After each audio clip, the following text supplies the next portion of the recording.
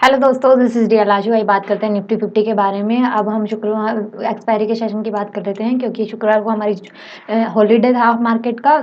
तो हम एक्सपायरी को देख लेते हैं कि हमारी एक्सपायरी कैसी रही और मार्केट में क्या ट्रेंड चल रहा है और अब हम किस तरह से निफ्टी 50 इंडेक्स को ट्रेड करना है। अभी देखिए हमारा सिनेरियो है वो ज़्यादा डाउन की तरफ बना हुआ है क्योंकि जो आज की जो क्लोजिंग वीरवार को हुई है वो डाउन की तरफ ज़्यादा हुई है और मार्केट में एक स्ट्रॉन्ग सपोर्ट बना हुआ है। अगर हम बात करें 17,700 के लेवल की, तो हमारे लिए स्ट्रॉन्ग सपोर्ट का काम कर रहा है। जिस वक्त ये स्ट्रॉन्ग सपोर्ट हमारे लिए टूटेगा, हम यहाँ डाउनफॉल बहुत अच्छा देखने को हमें मिल सकता है और हमारा आरएसआई भी है वो 40 को टच करके डाउन की तरफ चला जाएगा। अब बात कर लेते हैं कि हमारी एक्सपायरी वाले दिन हमारा हाई क्या लगा है और लो क्या लगा है। हाई देखें तो वो है हमारा 17,945 का हाई लगा है और लो को देखें तो 17,688 का लो लगा और जो क्लोजिंग हुई है 17,764 के ऊपर हमारी क्लोजिंग हुई है। हमने ये आपको डिस्कस किया था क्योंकि हम हमारी वीडियो डेली एनालिसिस में भी डालते हैं कि ये वाला जोन हमारे लिए बहुत इंपॉर्टेंट जोन है। अगर मार्केट यहाँ सस्टेन करके अप साइड या डाउन साइड किसी भी तरफ की मूवमेंट करती है तो हमें बहुत अच्छी मूवमेंट निफ्टी 50 इंडेक्स में देखने को मिलेगी। देखिए हमारा जो रिलायंस सेक्टर है उसको आप देखते रहिए क्योंकि रिलायंस सेक्टर की सबसे ज्यादा वेटेज है और एचडीएफसी बैंक। इन दो सेक्टर्स को आप देखते रहिए, आपका व्यू तुरंत बन जाएगा कि निफ्टी 50 इंडेक्स है वो किस तरफ जाने वाला है। अभी जो रिलायंस और एचडीएफसी बैंक की जो मूवमेंट है वो अपोजिट साइड हो रही है।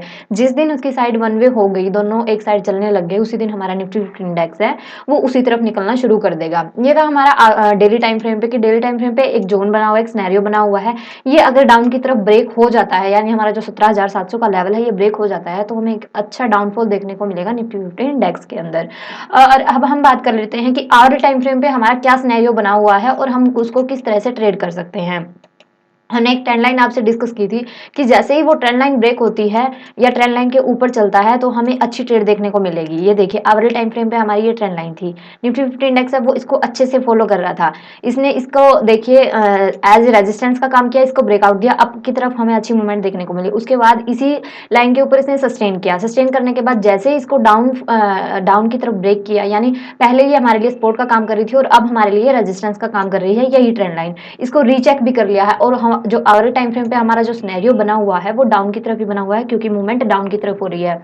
हमने आपको रीचेक यानी पुल बैक की स्ट्रेटेजी बताई हुई है, हम बहुत बार डिस्कस करते हैं कि मार्केट देखिए एक ट्रेंड लाइन के ऊपर जा रही है, उसके ऊपर सस्टेन करने के बाद जैसे ये ब्रेक होती है उसके बाद यहाँ रीचेक होती है, रीचेक होने के बाद फिर हमें यहाँ एक अच्छी मूवमेंट डाउन की तरफ देखने को मिलती है। देखिए यहाँ क्या होता है, ट्रेंड लाइन के ऊपर रिटेल ट्रेडर होते हैं जो वो अपने मनी को डालते हैं, यानी अपनी ट्रेड एग्जीक्यूट करते हैं और जैसे ये रीचेक करने आता है उन्हें लगता है कि यहाँ हम अपनी ट्रेड को एग्जिट कर देते हैं क्योंकि ऑप्शन बायर होने के वजह से उनका जो टाइम मोमेंटम है वो भी गिरता है और उन ऑप्शन है वो यहाँ बहुत ज़्यादा मनी को ले जाता है। तो रिटेल ट्रेडर को मार्केट यहाँ से निकालती है और जैसे ही सपोर्ट या रेजिस्टेंस के ऊपर टच करती है तो उसके बाद डाउन जगह खाली होने के बाद जो 5% हमारे ट्रेडर होते हैं वो यहाँ अपना पैसा डालते हैं और मार्केट को डाउन या अप की तरफ ले जाते हैं। तो ये है हमारी पुल बैक स्ट्रेटेजी कि जब भी रीचेक करने जाती है मार्केट वहां क्वांटिटी बढ़ाने वाली होती है, ना कि एग्जिट करने वाली होती है। अगर हम ऑप्शन बायर हैं तो हम यहाँ तुरंत ट्रेंड लाइन के टूटते ही ट्रेड एग्जीक्यूट ना करें तो हमारे लिए बहुत अच्छा होता है। अगर इसको रीचेक करने के बाद तुरंत यहाँ ट्रेड डालते हैं तो हमारे लिए बहुत बेनिफिशियल होता है। ये दो तरीके से बनती है। एक तो देखिए ये रीचेक सीधा होता है, एक बार नीचे डाउन की तरफ उसी लेवल को रीचेक करेगा, रीटेस्ट करेगा और तुरंत निकल जाएगा। और दूसरा जो हमारा बनता है, दूसरा से इस तरह कुछ ऐसे बनता है, हम डिस्कस कर लेते हैं उसको भी। ऐसे एक ट्रेंड लाइन आ रही है, उसके ऊपर मार्केट सस्टेन कर रही है, ब्रेक डाउन की तरफ या अप की साइड ब्रेक होता है, फिर इसी जोन में सस्टेन कर जाता है, यानी काफी देर तक यहाँ रुकता है, एक कंसोलिडेशन जोन बनाता है। जैसे ही ये जोन ब्रेक होता है एक डाउन या अप साइड हमें अच्छी मूवमेंट देखने को मिलती है। तो ये दो स्ट्रेटेजी हमें हमेशा ध्यान रखने हुई क्योंकि मार्केट हमारे निफ्टी 50 इंडेक्स में ये हमें बहुत बार देखने को मिलती है, चाहे वो बड़े टाइम फ्रेम पे हो या छोटे टाइम फ्रेम पे। हम 5 मिनट के टाइम फ्रेम पे भी देख लेते हैं कि ये वाली स्ट्रेटेजी हमारी फॉलो हुई है कि हमने किस तरह से ट्रेड एग्जीक्यूट की थी इसी स्ट्रेटेजी के ऊपर, क्योंकि बहुत बार यही हमारी स्ट्रेटेजी बनती है कि मार्केट कभी कंसोलिडेट होकर जाती है। ये देखिए मार्केट उसी जोन में ओपन हुई, उसके बाद इस लेवल से ऊपर नहीं जाने दिया क्योंकि ऊपर बहुत ज्यादा भीड़ बढ़ी हुई थी।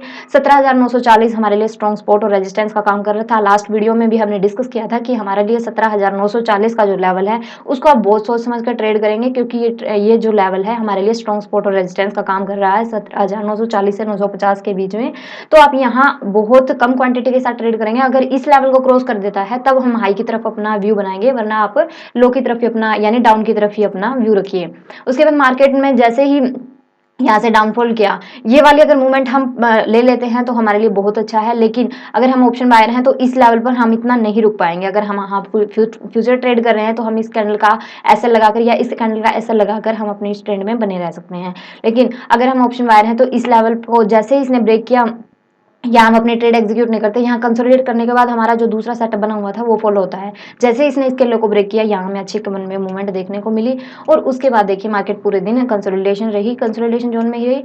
अब जो कल का हमारा जो व्यू बना हुआ डाउन की तरफ ज़्यादा बना हुआ है, क्योंकि मार्केट है वो अपने सपोर्ट के ऊपर है, यानी 17,700 का जो उसका सपोर्ट बना हुआ है उसके ऊपर मार्केट सस्टेन कर रही है, हमारा इंडेक्स सस्टेन कर रहा है। जैसे ही ये ब्रेक होगा हमें एक अच्छी मूवमेंट देखने को मिलेगी। देखिए एक जोन में है, अगर इसी जोन में मार्केट कहीं ओपन हो जाती है तो हमें कल बहुत अच्छी मूवमेंट देखने को मिलेगी। अब चलते हैं 15 मिनट के टाइम फ्रेम पे, वहाँ हम देखते हैं कि कल के हमारे ट्रेड सेटअप क्या रहेंगे और हमें किस तरह से ट्रेड एग्जीक्यूट करनी है। अब देख लेते हैं कि हमारा जो मंडे मॉर्निंग का जो सेटअप रहेगा वो किस तरह से रहेगा। देखिए अगर मार्केट इसी जोन में ओपन होती है 17,780 से 17,000 जो हमारा स्ट्रॉन्ग सपोर्ट जोन और रेजिस्टेंस जोन का काम करेगा, अगर इसमें ही ओपन होकर मार्केट कभी अप की साइड या डाउन की साइड ब्रेक करती है तो हमें किस तरह की मूवमेंट देखने को मिलेगी। अब देखिए अप की तरफ से एक ट्रेंड लाइन आ रही है, ये इसी को जैसे ही ये लेवल ब्रेक होता है ये ट्रेंड लाइन हमारे लिए फर्स्ट टारगेट का काम करेगी। जैसे ही इस ट्रेंड लाइन को ब्रेक करता है, ट्रेंड लाइन को ब्रेक करने के बाद अगर सीधा जाता है तो वहाँ हमें लंबे टारगेट नहीं मिलेंगे, यहाँ हमें एग्जिट करना बनता है। अगर इसी ट्रेंड लाइन के पास यहीं कहीं सस्टेन करके फिर से अपसाइड की मूवमेंट करता है तो हमें एक अच्छा टारगेट दोबारा से देखने को मिलेगा। फिर हमारा नेक्स्ट टारगेट ये वाला हो जाएगा, यानी जो सेकेंड ये वाला टारगेट हमारा हो जाएगा 950 के आसपास तक का। पहले हमें इस ट्रेंड लाइन का फर्स्ट टारगेट रखना है। अगर ट्रेंड लाइन को ब्रेक करता है और थोड़ी देर सस्टेन करके अप की साइड मूवमेंट करता है तो हमारा ये वाला स्विंग हमारा टारगेट होगा। अब बात कर लेते हैं डाउन साइड की ओर। देखिए डाउन साइड का व्यू ज़्यादा रहेगा क्योंकि हमारे स्ट्रॉन्ग सपोर्ट के ऊपर निफ्टी 50 इंडेक्स है और जो हमारा डेली टाइम फ्रेम और वीकली टाइम फ्रेम है वो भी हमें यही सिनेरियो दे रहा है कि मार्केट है वो मंडे को डाउन की तरफ ज़्यादा रहने वाली है। तो हमारा जो फर्स्ट टारगेट डाउन की तरफ निकल कर आएगा, जो फर्स्ट टारगेट हम रखेंगे वो रखेंगे 17,640 का, जो कि हमारा स्विंग है। और अगर सेकंड टारगेट को देखें तो सेकंड टारगेट रहेगा हमारा 17,590 का। ये दो टारगेट हमारे डाउन साइड रहेंगे। बाकी हम अपनी मूवमेंट के अकॉर्डिंग करेंगे कि मार्केट अगर और ज़्यादा मूवमेंट कर रही है तो हम अपने ट्रेड में बने रहेंगे। बाकी हमें स्विंग्स का ध्यान रखना है, हमारी कहाँ हमारी हॉरिजॉन्टल लाइन और कहाँ हमारी ट्रेंड लाइन हमें सपोर्ट और रेजिस्टेंस बना रही है, वहाँ हमें अपने ट्रेड को एग्जिट करना है। तो ये था मार्केट, अगर इसी जोन में ओपन हुआ, अगर अपसाइड या डाउन साइड मोमेंटम ओपन होती है और उसके बाद एक सिनेरियो बनता है, एक जोन बनता है और वो जिस तरफ ब्रेक होता है उसी तरफ की हम ट्रेड एग्जीक्यूट करेंगे। आई होप सो ये आपको अच्छे से क्लियर हो गया होगा। मिलते हैं फिर अगले लर्निंग सेशन में और देखते हैं कि कल मंडे के सेशन में हमें कितने हमारे टारगेट्स अचीव होते हैं। Thank you so much, god bless you, take care.